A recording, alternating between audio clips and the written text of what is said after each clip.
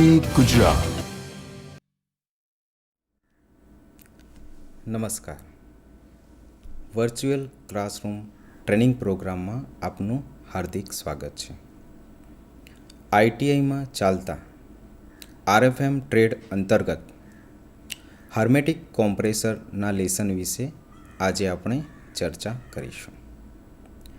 હાર્મેટિક compressor અલગ અલગ પ્રકારના છે. હાર્મેટિક કોમ્પ્રેસર એ પણ રેસિપ્રોકેટિંગ કોમ્પ્રેસરનો એક ભાગ છે, એક પ્રકાર છે. તો રેસિપ્રોકેટિંગ કોમ્પ્રેસરના કયા કયા પ્રકાર છે તે પ્રમાણે આપણે હાર્મેટિક કોમ્પ્રેસરને વિશે વિસ્તારથી જોઈશું. રેસિપ્રોકેટિંગ કોમ્પ્રેસરના મુખ્ય પ્રકારમાં open type compressor, semi hermetic compressor અને ત્રીજું હાર્મેટિક કોમ્પ્રેસરનો સમાવેશ થાય છે. રેફ્રિજરેશન યુનિટમાં કોમ્પ્રેસરનો ઉપયોગ શું છે? તો રેફ્રિજરેશન યુનિટમાં કોમ્પ્રેસરનો એક અગત્યનો ઉપયોગ છે. કોમ્પ્રેસર એ મુખ્ય ભાગ છે.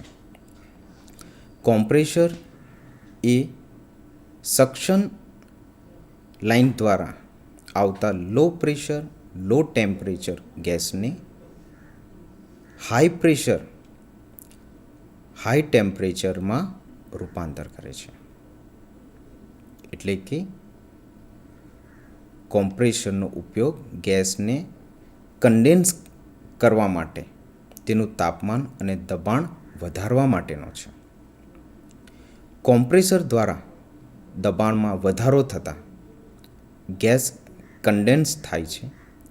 ત્યારબાદ કન્ડેન્સર યુનિટ દ્વારા તે ગેસ ઠંડો પડે છે. આપણે 3 પ્રકાર જોયા: ઓપન ટાઈપ, સેમી હાર્મેટિક અને હાર્મેટિક. તો ઓપન ટાઈપ યુનિટ શું છે તેના વિશે સૌપ્રથમ આપણે જોઈએ, ત્યાર પછી આપણે હાર્મેટિક વિશે જોઈશું. તો ઓપન ટાઈપ યુનિટ, આ પ્રકારના યુનિટમાં ઇલેક્ટ્રિક મોટર અને કોમ્પ્રેસરને એક સ્ટેન્ડ ઉપર અલગ અલગ લગાવવામાં આવે છે. તેમાં પ્રાઇમ મૂવર તરીકે ઇલેક્ટ્રિક મોટર અથવા ડીઝલ એન્જિન કાર્ય કરે છે. તેમાં પુલીઓ અને વી બેલ્ટ વડે બંનેને જોડવામાં આવે છે. તેમાં કોમ્પ્રેસરની ગતિને એડજસ્ટ કરી શકાય છે. કોમ્પ્રેસર શાફ્ટનું લીકેજ અટકાવવા માટે તેમાં ઓઇલ સીલ લગાવવામાં આવે છે. ઓઇલ સીલ પણ કોમ્પ્રેસરનો અગત્યનો ભાગ છે, જેના કારણે ઓઇલ કોમ્પ્રેસરને લીકેજ થતું અટકે છે. આ પ્રકારના ગેસના ચાર્જિંગ માટે વાલ્વ ઉપર રાખેલી હોય છે ઓઇલ સીલને. આ પ્રકારના યુનિટમાં મેન્ટેનન્સ ઇઝીલી, એટલે કે સરળતાથી આપણે એનું મેન્ટેનન્સ કરી શકીએ છીએ ઓપન ટાઈપમાં. બીજું તો આ યુનિટ જગ્યા વધારે રોકે છે. આ યુનિટ ઘરગથ્થુ વપરાશમાં અને કોમર્શિયલ વપરાશમાં પણ કરી શકાય છે. હવે આપણે ઓપન ટાઈપ કોમ્પ્રેસર કે ઓપન ટાઈપ જે યુનિટ છે એની વિશેષતાઓ કઈ છે તેના વિશે ચર્ચા કરીએ. તો આ ઓપન ટાઈપ યુનિટ એસી, ડીસી મોટર અથવા ડીઝલ એન્જિન વડે ચલાવવામાં આવે છે. તેમાં ગેસ લીકેજ થવાની શક્યતા છે, એ પણ એક એની વિશેષતા છે. બીજું કે વધારે જગ્યા રોકે છે. તે કોમ્પ્રેસરની ગતિ વધારે કે ઓછી સેટ કરી શકાય છે. આ યુનિટમાં મેન્ટેનન્સ ખૂબ જ સરળ છે. તેમાં કોમ્પ્રેસર અને પ્રાઇમ મૂવર બંનેની ફરવાની ગતિ અલગ અલગ હોય છે. રેસિપ્રોકેટિંગનો બીજો એક ભાગ જે આપણે આજે જોવાના છે તો તે છે સેમી હાર્મેટિક યુનિટ. એના વિશે આપણે ચર્ચા કરીએ. સેમી હાર્મેટિક યુનિટમાં કોમ્પ્રેસર અને ઇલેક્ટ્રિક મોટરની શાફ્ટ એક જ હોય છે, પરંતુ બંને પોતાની રીતે અલગ અલગ હોય છે. જરૂરિયાત પ્રમાણે આ યુનિટમાં બંનેનું મેન્ટેનન્સ અલગ અલગ કરી શકાય છે. સેમી હાર્મેટિક યુનિટને બીજા નામથી પણ ઓળખાય છે. એ બીજું નામ એટલે કે એને સેમી સીલ્ડ યુનિટ પણ કહે છે. આ પ્રકારના કોમ્પ્રેસરમાં 2, 3, 4, 6 જેટલા સિલિન્ડરો હોય છે. સક્શન ઇનલેટથી વેપર અંદર પ્રવેશે છે. તે સ્ટ્રેનર, રોટર અને સ્ટેટરની વચ્ચેના ગેપમાંથી પસાર થાય છે અને ક્રેન્ક કેસમાં જાય છે. ત્યાંથી તે સિલિન્ડરમાં સક્શન વાલ્વમાંથી જાય છે. પિસ્ટન, આપણને ખબર છે કે કોમ્પ્રેશનની અંદર પિસ્ટન રેસિપ્રોકેટ થાય, એની જોડે કનેક્ટિંગ રોડ જોઈન્ટ કરેલો હોય છે અને કનેક્ટિંગ રોડ જોડે ક્રેન્ક શાફ્ટ સાથે મોટર. તો આ રીતે અલગ અલગ જે કનેક્શનો છે તે એકબીજા સાથે ફરતા ફરતા પિસ્ટન સિલિન્ડર બ્લોકમાં રેસિપ્રોકેટ થાય છે. પિસ્ટન રેસિપ્રોકેટિંગ ગતિથી રેફ્રિજરન્ટનું દબાણ વધારે અને કોમ્પ્રેશન સ્ટ્રોકમાં અંતે ગેસ કોમ્પ્રેસરમાંથી બહાર જાય છે. હવે આપણે મેન જે આજનું આપણું લેસન, આજનો ટોપિક હાર્મેટિક યુનિટ, જે રેસિપ્રોકેટિંગ કોમ્પ્રેસરનો જ એક પ્રકાર છે. તો હવે આપણે હાર્મેટિક યુનિટ વિશે જોઈએ. આ પ્રકારના કોમ્પ્રેસરમાં એક અથવા વધારે સિલિન્ડરનો ઉપયોગ થાય છે. નાના રેફ્રિજરન્ટ યુનિટ માટે એક જ સિલિન્ડર હોય છે, જ્યારે મોટા યુનિટમાં 2 અથવા વધારે સિલિન્ડર આપેલા હોય છે. આ પ્રકારના કોમ્પ્રેસરમાં ઇલેક્ટ્રિક મોટર વડે ક્રેન્ક શાફ્ટને ગતિ મળે છે. તેની મદદથી પિસ્ટનને ગેસ ટ્યુબની મદદથી સક્શન વાલ્વ દ્વારા સિલિન્ડરમાં પ્રવેશે છે. જે પિસ્ટનની મદદથી સિલિન્ડરમાં દબાય છે, તેનું દબાણ વધે છે. આ ઊંચા દબાણવાળો ગેસ કન્ડેન્સરમાં જાય છે. જે મેં અત્યારે પહેલાં પણ તમને કીધું કે સક્શન દ્વારા લો પ્રેશર, લો ટેમ્પરેચરવાળો ગેસ સિલિન્ડરમાં આવે છે. પિસ્ટન ફરે છે. પિસ્ટન ઉપર નીચે થયા પછી ગેસ કોમ્પ્રેસ થાય અને લો પ્રેશર, લો ટેમ્પરેચરવાળો ગેસ હાઈ પ્રેશર, હાઈ ટેમ્પરેચરમાં રૂપાંતર પામી એ ડિસ્ચાર્જ વાલ્વ દ્વારા ડિસ્ચાર્જ લાઇન મારફત કન્ડેન્સરમાં જાય છે. કોમ્પ્રેસરમાં કોમ્પ્રેશન, પ્રેશર અને પિસ્ટનના રેસિપ્રોકેટિંગ વર્કિંગના લીધે ગરમી ઉત્પન્ન થાય છે. આ ગરમી કોમ્પ્રેસરમાં આપવામાં આવેલા લુબ્રિકેટિંગ ઓઇલ વડે દૂર થાય છે. બહારની સપાટીમાંથી હવા વડે ગરમી દૂર થાય છે. રેફ્રિજરેટરમાં ઇન્ડક્શન ટાઈપ ઇલેક્ટ્રિક મોટરના ઉપયોગ થાય છે. સક્શન મફલરમાંથી સક્શન ગેસ કોમ્પ્રેસરમાં પ્રવેશે છે. આ ગેસ વડે ઇલેક્ટ્રિક મોટર ઠંડી થાય છે. કોમ્પ્રેસર મોટરની કાર્યદક્ષતા એટલે કે એફિશિયન્સી વધારે મળે તેવી તેની ડિઝાઇન બનાવેલી હોય છે. હાર્મેટિક પ્રકારના યુનિટમાં ઇલેક્ટ્રિક મોટર અને કોમ્પ્રેસર એક જ શાફ્ટ ઉપર હોય છે. જે મેં આગળ વાત કરી તે પ્રમાણે એક જ ડોમમાં વેલ્ડ કરીને બંધ કરેલા હોય છે. તેથી તેને સીલ્ડ યુનિટ પણ કહે છે. આ પ્રકારમાં ઇલેક્ટ્રિક મોટર ઉપર અને કોમ્પ્રેસર વર્ટિકલ અથવા હોરિઝોન્ટલી સ્થિતિમાં નીચે ફિટ થાય છે. પરંતુ હવે નવી ટેકનોલોજી પ્રમાણે નવા શિલ્ડ યુનિટોમાં કોમ્પ્રેસર ઉપર અને મોટર નીચે હોય છે. તેથી મોટર ઓઇલમાં ડૂબેલી રહે અને ઠંડી થઈ શકે. આ યુનિટમાં ડોમની ઉપરના ભાગે સક્શન અને ડિસ્ચાર્જ લાઇન જોડેલી હોય છે.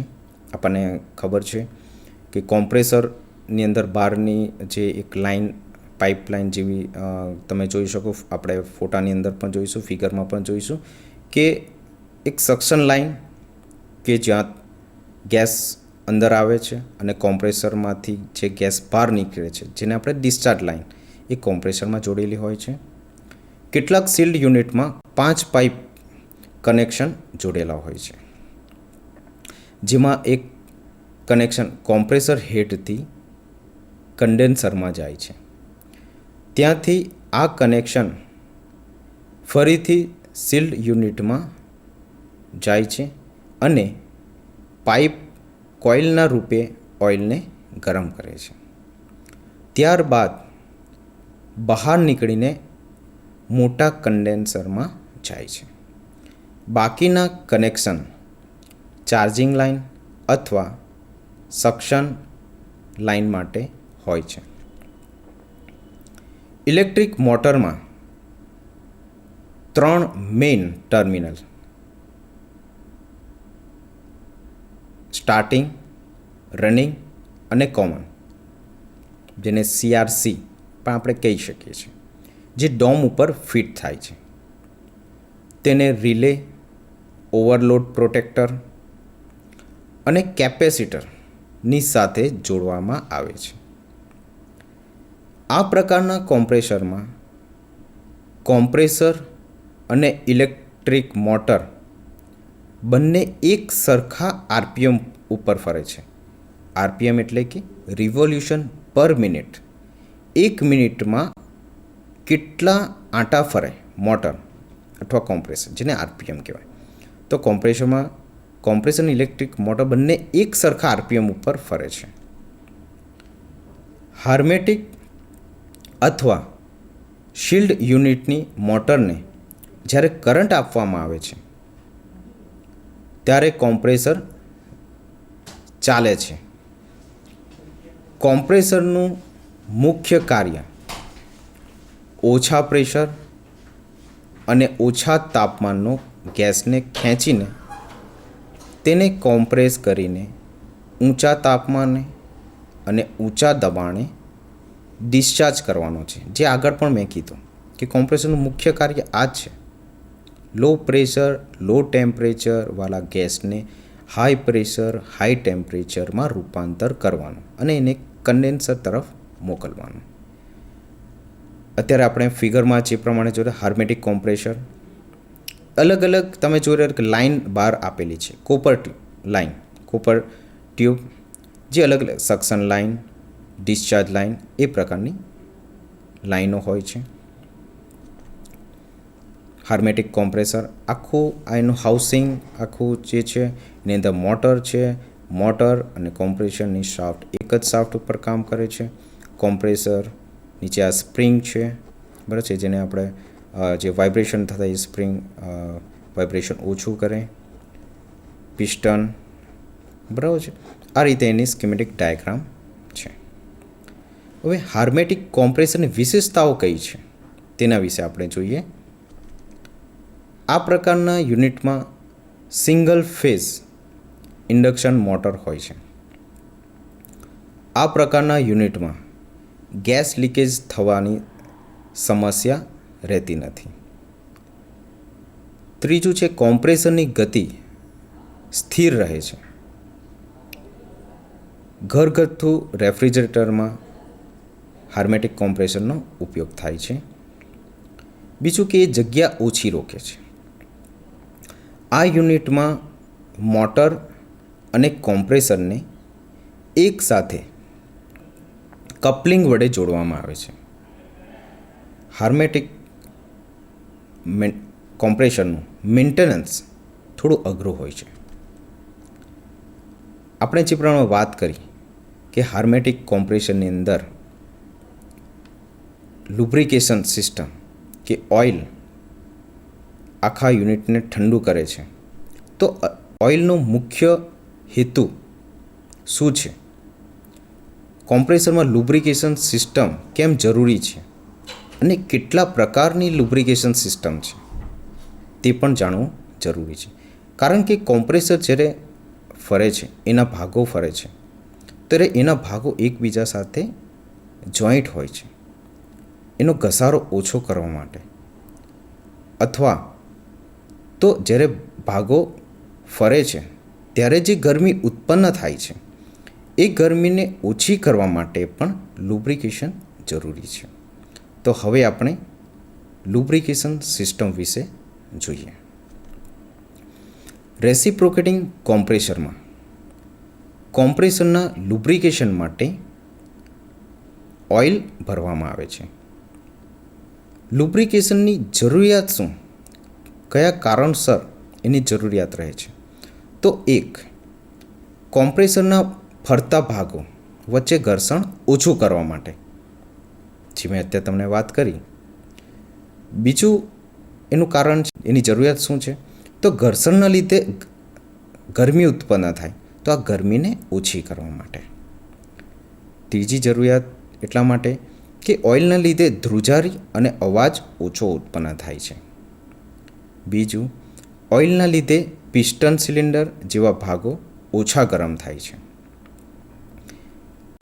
બીજું, કોમ્પ્રેસરના ભાગોમાં ઓછો ઘસારો પડે છે, તેથી તેનું આયુષ્ય વધે છે.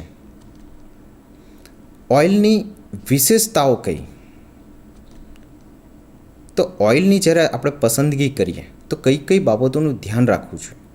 તો ઓઇલની પસંદગી કોમ્પ્રેસરની રચના, એની ડિઝાઇન મુજબ કંપની ઉત્પાદન કરે છે. તેની વિશેષતાઓ નીચે મુજબની હોવી જોઈએ. તો એક, સિલિન્ડર અને પિસ્ટનની વચ્ચેના ક્લિયરન્સને બંધ કરી શકે તેટલી ઓઇલની વિસ્કોસિટી હોવી જોઈએ. વિસ્કોસિટી એટલે એની સ્નિગ્ધતા. ઓઇલ જે રીતના એનું ચિકાસવાળું જે હોય છે એ પ્રમાણે એને વિસ્કોસિટી કહેવાય છે.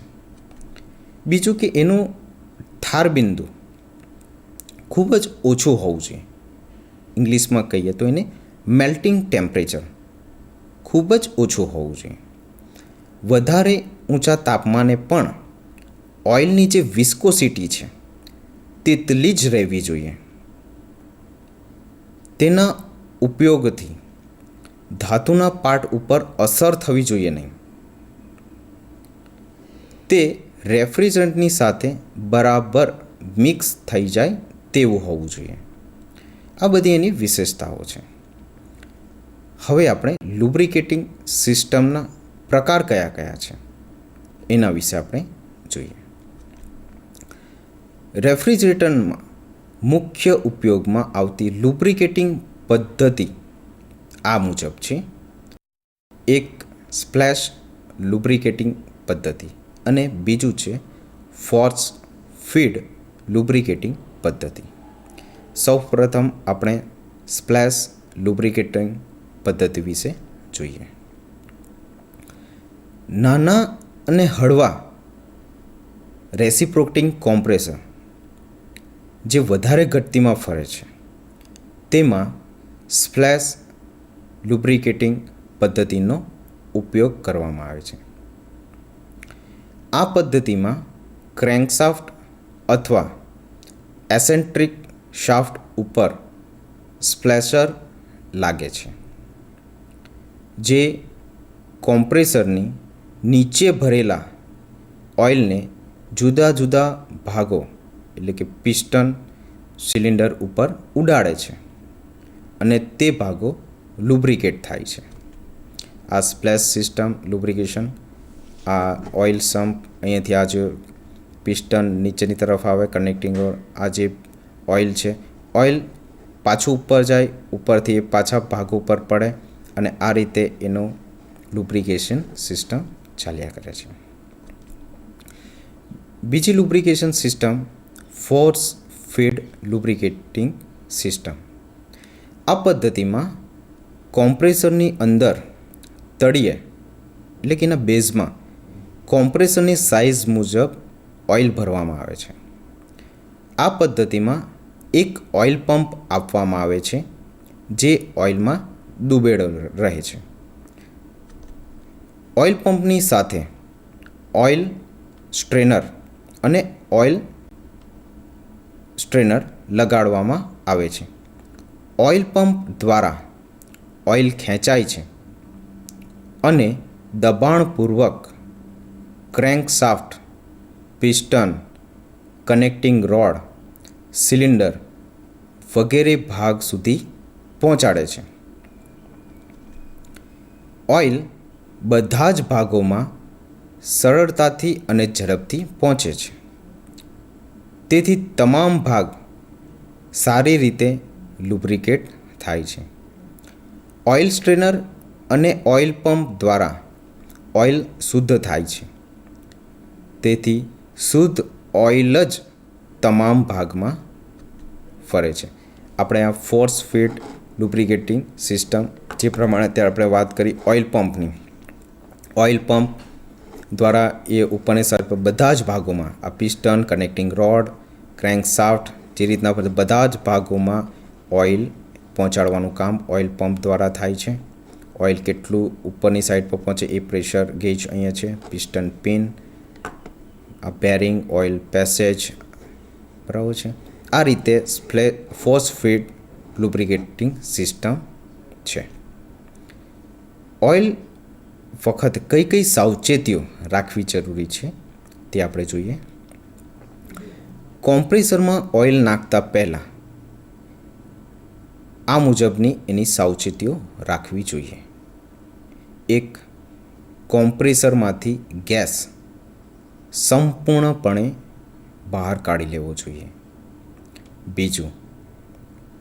કોમ્પ્રેસરમાં પ્રેશરને સ્થાયી કરી દેવું જોઈએ, કોન્સ્ટન્ટ રાખી દેવું જોઈએ. 3. કોમ્પ્રેસરમાં લીકેજ હોવું જોઈએ નહીં. 4. યોગ્ય ગ્રેડનું લુબ્રિકેટિંગ ઓઇલ પસંદ કરીને કોમ્પ્રેસરમાં યોગ્ય લેવલ સુધી ભરવું જોઈએ. એના પછી ઓઇલ ગેસ ભરતા પહેલાં કોમ્પ્રેસર ગેસ વગરનું હોવું જોઈએ. 2. કોમ્પ્રેસરના તમામ ફરતા ભાગોમાં લુબ્રિકેટિંગ ઓઇલ પહોંચવું જોઈએ.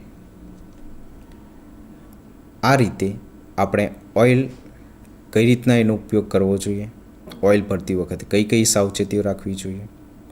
બીજું રેસિપ્રોકેટિંગ કોમ્પ્રેસરના જે અલગ અલગ 3 પ્રકાર, હાર્મેટિક, ઓપન ટાઈપ અને સેમી હાર્મેટિક, એના વિશે આપણે જોયું.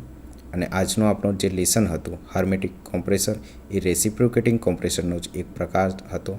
એના વિશે આપણે જોયું, લુબ્રિકેશન પદ્ધતિ વિશે જોયું અને આજનું લેસન હું અહીં પૂર્ણ કરું છું. Thank you.